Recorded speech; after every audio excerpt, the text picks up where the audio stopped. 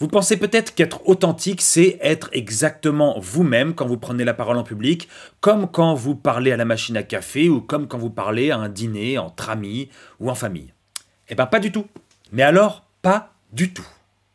Parce que si, quand vous prenez la parole à la machine à café ou dans un dîner, vous êtes monocorde par exemple et que vous parlez comme ça, mon week-end il était absolument extraordinaire. On a passé un moment de folie. On était tous ensemble en famille et on s'est vraiment éclaté.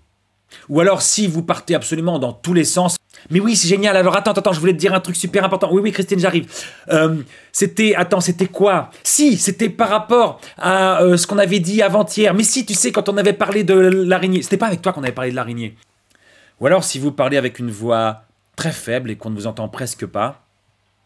En tout cas, je tenais à dire que ce Vorloff était vraiment très très très bon. Hein. Ou si encore vous êtes hyper directif, autoritaire, brusque.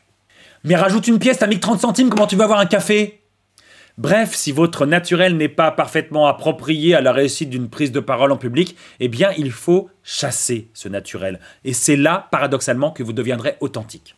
Parce que l'authenticité, c'est quoi? C'est quand votre corps, quand votre voix, quand vos mots vont tous dans la même intention. C'est ce qu'on appelle la congruence. Oui, je sais, c'est un mot un petit peu scientifique. Et donc, ça nécessite de créer des variations si on est un petit peu trop monocorde. Ça nécessite de structurer sa présentation et d'être vraiment focus sur ce qu'on fait si on a tendance à partir dans tous les sens. Ça nécessite de parler un petit peu plus fort, même beaucoup plus fort si on a tendance à parler pas assez fort. Et ça nécessite de créer de la véritable interaction et de l'empathie si on a tendance à être trop brusque.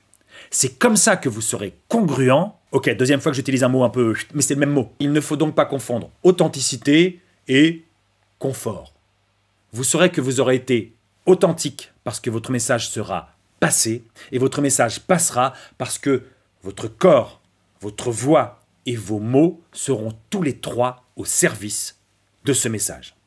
N'oubliez pas de liker cette vidéo, de la commenter, même si vous n'êtes pas d'accord, et surtout de vous abonner pour être mis au courant des prochaines vidéos.